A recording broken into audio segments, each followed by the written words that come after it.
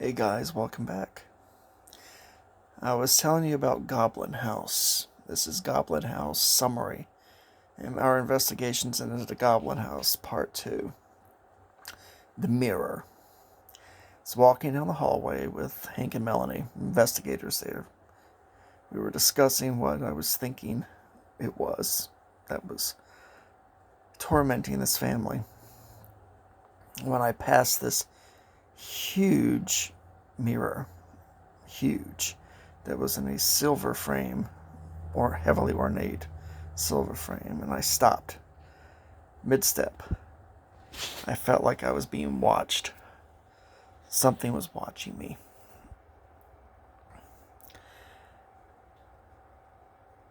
It was a cold sensation that started in my arms and just flowed through my entire body. I knew something was focusing its attention on me. And I realized that whatever it was that was staring at me with such intent was coming from this mirror.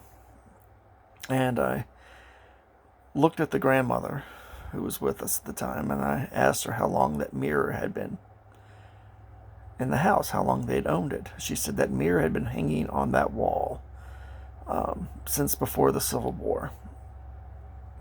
And they have owned it, and it was part of the family property even before the Civil War.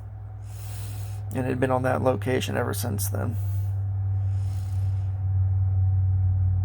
And that's when it dawned on me that I wasn't dealing with some mindless goblin or mindless fair creature, some little trickster or something that was just there screwing around.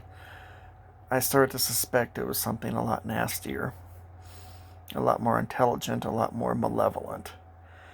But the only way for me to be sure was to open my senses and come in contact with the mirror to see if it would respond to me. Because I knew it was watching me. Me alone. Nobody else was feeling this. I felt like it was looking straight through me. It was peering at every part of my physical and spiritual body, I believe. So I approached the mirror. And as I got closer and closer to the mirror, my face rippled in the mirror, like somebody dropped a drop of water on the mirror, on a pond, and I could see a ripple go across my face just one time, one little ripple across my face. And I reached out with my left hand, and I started tracing the silver frame around the mirror itself, and it was cold. It felt like somebody was shoving icicles in my arm. My veins felt full of just absolute ice. It took my breath away for a moment. And that's when I took my hand and I moved it up to the glass itself, the silver to glass itself.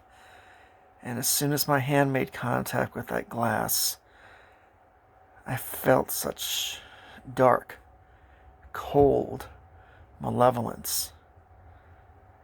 I came in contact with something very, very dark, very old. I could feel how old its age. Something that was just, it would never know love. It never wanted anyone else to feel love. I could feel that emotion shooting up my arm. And in my head, I heard something hiss and go, "You're not afraid? Then you need to leave. Leave. Leave. You're of no use to me if you're not afraid." And I swear it felt like somebody punched me right between the eyes with a snowball. Somebody just dipped their hand in snow and made a snowball around their fist and hit me right between the eyes.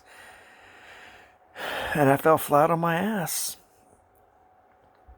I It felt like I was lying on my ass for, God, hours, but it was only a few minutes. My son ran to my side to pick me up off the floor and get my cane back under me, and everybody was gathered around me, asked me what happened. And I could just say, don't touch the mirror. And I made them take their hands off of me. I didn't want anybody else touching me. It was irrational how it made me feel. I was terrified. Whatever this thing was, it recognized me. And then somewhere in the back of my head, I thought, I know what this is. I know exactly what the hell this is. And that's when I looked up at Melanie and I went, Melanie, it's a fetch.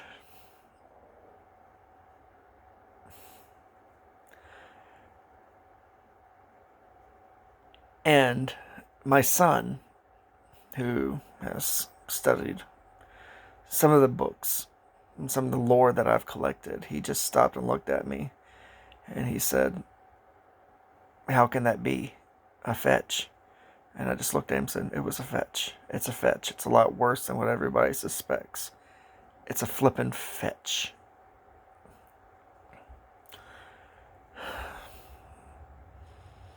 So stay tuned. Part 3.